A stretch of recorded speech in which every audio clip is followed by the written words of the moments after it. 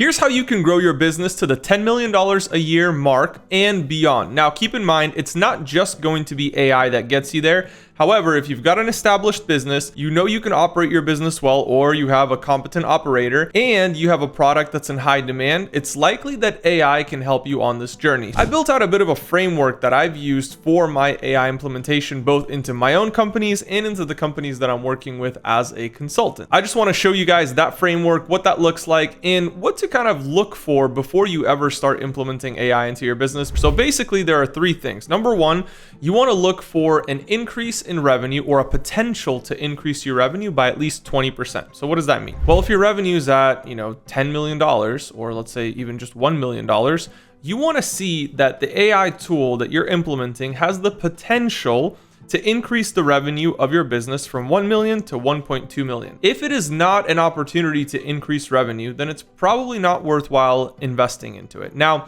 maybe you have a unique business where the additional efficiency or additional traffic that your business is going to get, the attention, is not going to create a possible 20% increase in revenue, but maybe it's 10%. And so if you really, really want to stretch it, go for the 10%, but I think that's nominal, and I don't think it's worth implementing a whole new technology into your business just to make 10% more money. Of course, unless you're using that for a long-term growth plan and then you're kind of building on top of that. So as a first step, it's okay, but usually you can find something that's going to give you the potential to at least increase your revenue by 20% or more.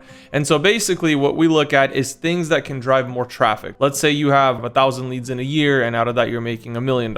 We need to look at how can we drive an additional 200 leads, right? Because that'd be an increase in what we're doing here. So if we have 200 additional leads, we'll probably make another $200,000 at the end of the year, bringing us to that $1.2 million goal, which again would be a 20% increase in the revenue of the business. So there are AI tools that can maybe source different places that we can find leads. It can maybe generate content for you. There are many different applications. I've talked about some of them in my other videos, but the idea is you want to drive additional traffic and potential revenue for the business. And if you can do that by 20% or more, like if it works, right? When you're looking at it, it's not going to be a for sure thing, but it's going to be like, if we implement this and it works correctly, we have the potential to make at least 20% more.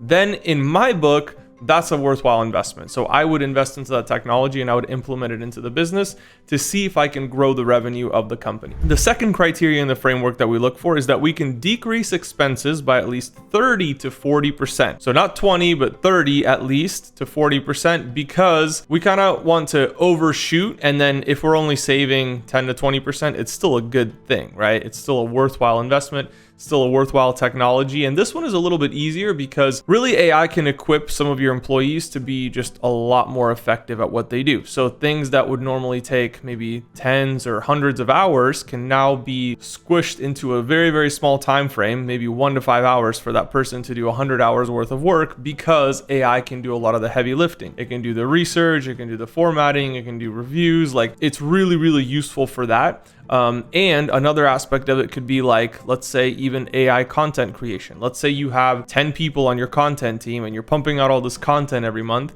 and you want to cut out 4 of those people. Well, that would be a 40% decrease approximately in what you're paying your team. Out of those 10 people, you remove 4 people, and now you're supplementing this team, the remaining 6 people, with AI. And it's likely that they could actually do more than the 10 people were doing because AI is so powerful for stuff like that. But again, it's all a testing thing that we do. So we test it, we try it out, and if we're doing better, if we're creating more revenue for the business, if we're reducing our expenses, it's probably a worthwhile investment. So for me, in my book, if it has the potential to reduce my expenses by 30 to 40% in any single department or any single part of the business, I will look into that technology and see what it would take to actually implement it into the everyday operations of the business. And then thirdly, this one I would say is very, very important because some people get a little bit distracted. They get shiny object syndrome and they're like, wow, this technology is so amazing. Check it out. Like, I can make myself speak in another language and I never even had to learn it. Well, that's cool, but is that relevant to the core functions of your business? You want to make sure that whatever technology you're using, whatever AI system or tool that you're applying to your business, if you're bringing it into your company, you want to make sure that it's relevant to the core functionality of your business. So whatever core products you have, whatever core services you have. For example,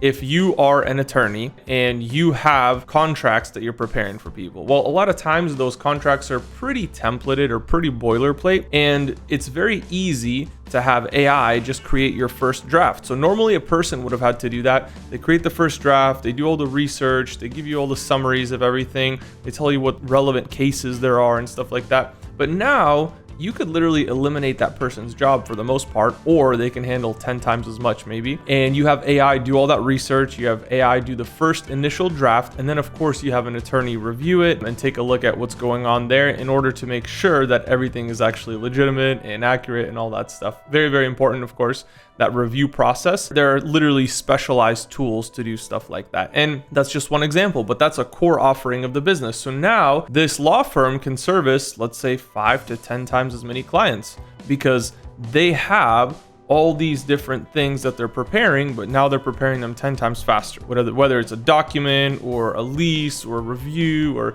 whatever it might be. And so now this puts the business in a position where they're able to grow faster, they're able to potentially bring in more revenue, they're able to potentially reduce their expenses, and they're focusing on a core function of their business. Now, it kind of gets tricky here because if you don't focus on the core function of your business, it actually can make you lose money in the long run. So let's say maybe in the short term, it does make you some money, it does reduce your expenses, but if it's not something that you're planning to grow with your business, if it's not something that you're planning to do more and more and more of as your business grows, it might not be a good idea because then you're over focused on this one thing that isn't actually your flagship product, isn't actually making you all the money, isn't long-term benefiting you, but you have all this investment and now you had to maybe, implement all this new technology and you maybe had to learn how to use it and you had to maybe teach your employees how to use it. And so it's like this whole process. It's like, if we're going to go down that path and if we want to put in the time and the effort and maybe financially invest into whatever